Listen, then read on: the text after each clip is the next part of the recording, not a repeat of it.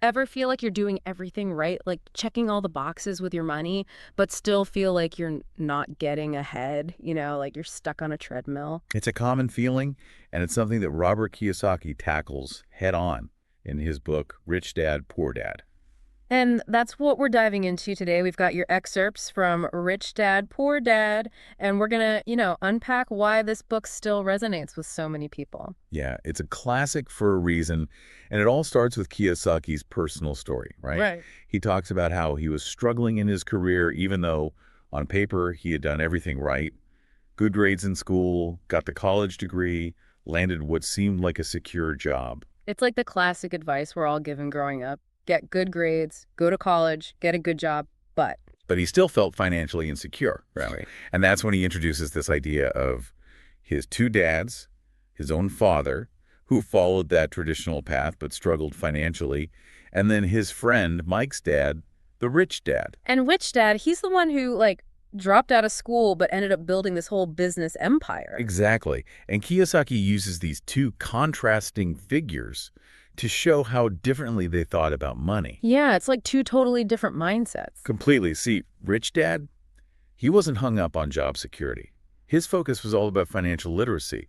He was teaching young Kiyosaki that working for money is one thing, but having your money work for you, that's the real game changer. It's such a shift, though, from what most of us are taught. Do you remember, what specifically did Rich Dad teach about financial literacy that was so different? Oh, yeah. One of the biggest things was how he viewed jobs. Oh. He actually saw them as a short-term solution to a long-term problem. He wanted Kiyosaki to understand that true wealth came from owning assets, things that put money in your pocket. Not just relying on your paycheck. Exactly. Because a paycheck can disappear. And this is where he tells that story. And honestly, this made me laugh out loud when I read it about how Kiyosaki and his friend Mike, they actually try to make their own money as kids by melting down lead and making nickels. Oh, yeah. Yeah. I love that story. That just totally sums up Rich Dad's whole approach, right? Like, Yeah. think outside the box. Be resourceful. Exactly. Don't be afraid to experiment a little. Yeah. And sure, their little operation got shut down pretty quickly, but the lesson stuck with Kiyosaki. He learned that you have to think differently about money if you want to be successful. I love that story because it shows you don't have to be perfect to build financial literacy. It's more about being willing to learn and, adapt as you go. Absolutely. And so Rich Dad is encouraging this entrepreneurial spirit, but it's important to remember that he wasn't saying everyone needs to become like a ruthless tycoon or something. No, not at all. In fact, Rich Dad really emphasized integrity.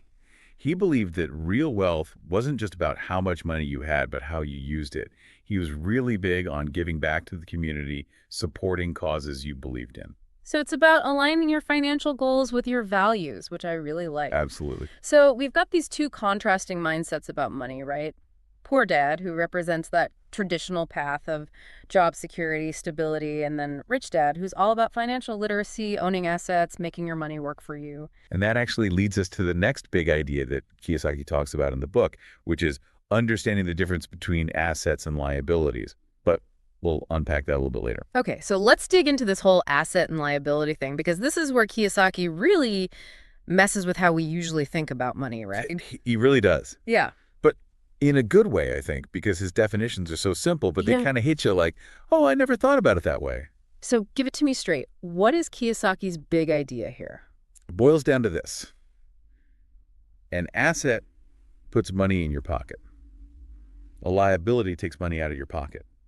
Okay, that seems pretty straightforward. It does, right. But then when you start to apply that to like real life decisions, Yeah, things get kind of tricky. they do. And we can get tripped up easily because like take buying a house, for example. Right. Everyone says you've got to own a home. That's the American dream. But Kiyosaki would say, He'd say, hold on a minute. It depends on what? on whether that house is actually making you money or costing you money. Okay, I see what you're saying. Because if you've got a mortgage payment, property taxes, repair cost, all that stuff. It could be sucking money out of your bank account every month. Exactly. And in that case, it's acting more like a liability, not an asset. It's making you poorer, not richer. Well, at least in the short term. Right. And that's why he wants us to challenge those old ways of thinking and start looking at our spending through this cash flow lens. And this is where those diagrams he uses in the book come in, right? The ones that show how money moves differently for like the poor, the middle class, and the rich. Yes. Those diagrams are so helpful, actually, for wrapping your head around all of this. Because you can visually see how the poor, a lot of times, they're stuck in this cycle of all their income constantly going out to cover expenses. Exactly. Whereas the rich, they're focused on building income from their assets, so. Their money is actually working for them, not the other way around. Exactly. It's like having your own little money-making machines. Yeah. And so the big question Kiyosaki wants us to ask ourselves is this. Anytime you're thinking of buying something, is this thing going to put money in my pocket or is it going to take money out of my pocket? And it seems like such a simple question, It is a simple question. but it can totally change how you think about your finances. 100%. It's about being intentional and strategic. It's like you're in the driver's seat instead of just like hoping for the best. Correct. Exactly. And taking control like that is a huge part of what Kiyosaki calls minding your own business.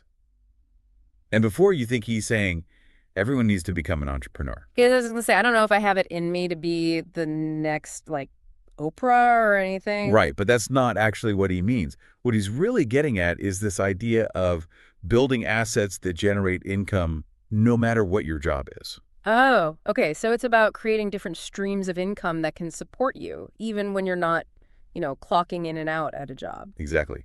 And he uses this great example. He talks about Ray Kroc on. For McDonald's. Yeah. And he points out that Ray Kroc wasn't just building a fast food chain. The guy was quietly creating a real estate empire. Oh, right. Because it's all about the land those McDonald's are sitting on. Exactly. He understood that the real estate itself was a massively valuable asset. Wow. And that's what Kiyosaki wants us to see, too. Like, think beyond the obvious, right? Be creative. There are so many ways to build wealth if you know where to look. So minding your own business, it could look like investing in real estate, starting a side hustle. I mean, some people are even into, like, dividend-paying stocks. Yeah, exactly. The important thing is to find something that you understand, that you enjoy, and that fits with, how much risk you're comfortable with. Find your niche, I guess, is what you're saying. Right. It's taking charge of your financial future no matter where you're starting from. I love that. So we've covered assets, liabilities, minding your own business, but there's this other part of Kiyosaki's philosophy that we haven't gotten to yet. And honestly, this is the one I struggle with the most, I think, the whole idea of overcoming fear. Because it can be so paralyzing when it comes to money, right? It really can. Yeah, it's like that fear of making a mistake, like what if I mess everything up? Totally. It's completely understandable. But here's the thing that Kiyosaki really drives home. Fear is normal. Yeah. Everyone feels it. It's how we react to fear that really matters. Okay, so he's not saying we should just like ignore our fear and jump into things blindly. No, not at all. He actually wants us to embrace risk, which I know sounds kind of crazy at first. It does. But he's not talking about being reckless, right? He wants us to take calculated risks. And even more importantly, to rethink how we view failure. Oh, right. This is where he brings up the Alamo. Exactly. And honestly, when I first read that, I was like, where is he going with this? But it's actually a really powerful analogy. It is, because he points out that most Texans, they don't look at the Alamo as a defeat, right? They see it as a symbol of courage. You're like, yeah, we fought for what we believed in. Exactly. They were willing to stand up for what they thought was right, even if it meant facing impossible odds. And that's kind of how Kiyosaki wants us to approach our finances. To be brave. To be brave, yeah. To know that there are going to be setbacks, There might be some losses along the way, but you get back up, you learn from them, and you keep moving forward. You don't let those setbacks stop you from achieving your goals. Exactly. And, one of the best ways to handle those risks and to learn from those inevitable mistakes is to invest in your own financial education. And that's something that Rich Dad, he talks about that a lot in the book, like how important knowledge is. Oh, he stresses it constantly. He says, and I'm paraphrasing here, the only thing worse than being poor is being poor and ignorant. Ooh, yeah, that's going to leave a mark. Right. And he's not trying to be mean, but he wants people to understand that knowledge is power when it comes to money. You've got to educate yourself so you can make smart choices. Exactly. You've got to take control. And he also talks a lot about finding mentors. Oh, yeah. Like having your own personal rich dad in your corner. Exactly. Surround yourself with people who have already accomplished what you're trying to do. people who have learned the hard lessons, who can give you good advice. So that's finding your mentors, investing in your education. What about that whole thing he talks about being an Indian giver? I've got to be honest, that one kind of threw me for a loop. It does sound strange at first, right? But it's actually a really interesting concept. Basically, what he means is that you should structure your deals and investments in a way where you get your initial investment back as quickly as possible, Okay. but you still maintain some ownership or control over the asset. So it's not about like being rude and giving something and then taking it back, which is what I always thought Indian giver meant. Right. No, not at all. It's more about being smart and maximizing your returns while minimizing your risk. Gotcha. Be strategic, Yeah. basically. Okay, so we've covered a lot of ground here. Assets, liabilities, overcoming your fears, minding your own business, and even that whole Indian giver concept. It seems like the main thing Kiyosaki wants us to take away from Rich Dad, Poor Dad is that we have the power to change our relationship with money. 100%. He wants to empower people to take control of their own finances.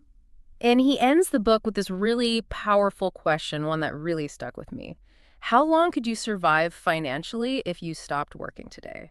And that just makes you think, It does. It's a reality check for a lot of us. because it's not just about how much money you have right now. It's about like building real financial security for the long haul, It's about creating a life where you're not constantly stressed and worried about money. or your money is working harder than you are. And on that note, to everyone listening, as you go about building your own financial futures, just remember that it's not enough to just dream about it. Take action. Whether it's reading that personal finance book that's been sitting on your shelf for months, talking to a financial advisor, or even just starting a conversation with someone you admire about how they manage their money, take that first step, no matter how small it might seem. Until next time, happy investing, everyone.